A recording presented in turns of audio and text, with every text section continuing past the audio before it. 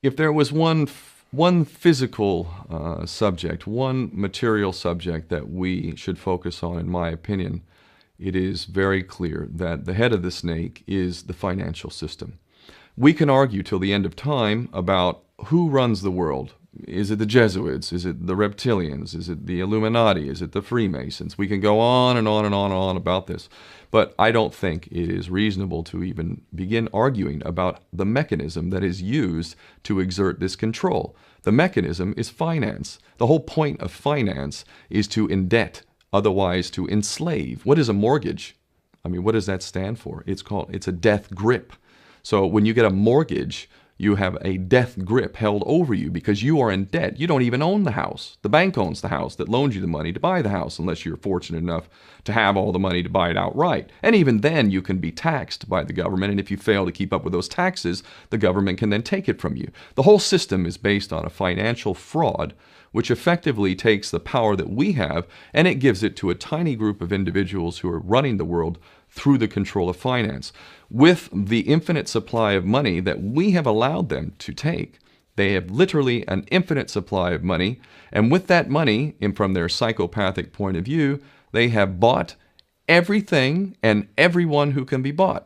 So those of us who cannot be bought because we operate on a level that goes way beyond the material, we are not rewarded for such behavior. We are punished for such behavior. And the most slovenly, disgustingly criminal, pedophilia, corrupt moral individuals, those are the ones that are rewarded in this system, which is upside down. We reward the pedophiles, we reward the corrupt, we reward the liars, we reward the people with no morals at all, and usually we compromise them under this system in terms of maybe a videotape. Maybe Barack Obama is gay. Maybe we have videotape of him having sex with another man, or perhaps some other acts that may be not so popular amongst many of the electorate.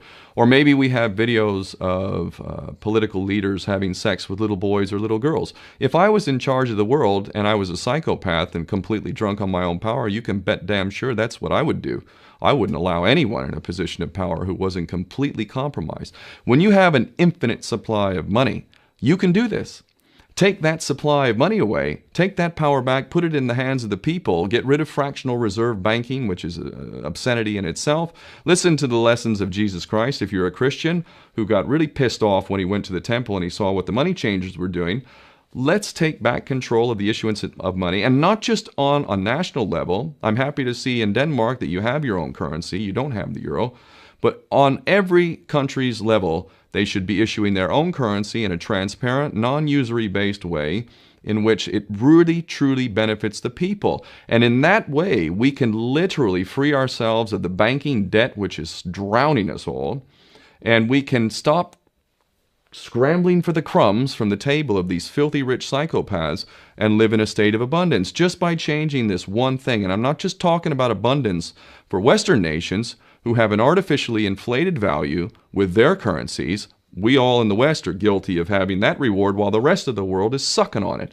Every nation in the world can use a sensible financial policy to liberate themselves, to have world-class education, infrastructure, everything that a healthy society would require can be had in the worst, most corrupt African country, in any part of the world. We can all have that if we simply change that one thing.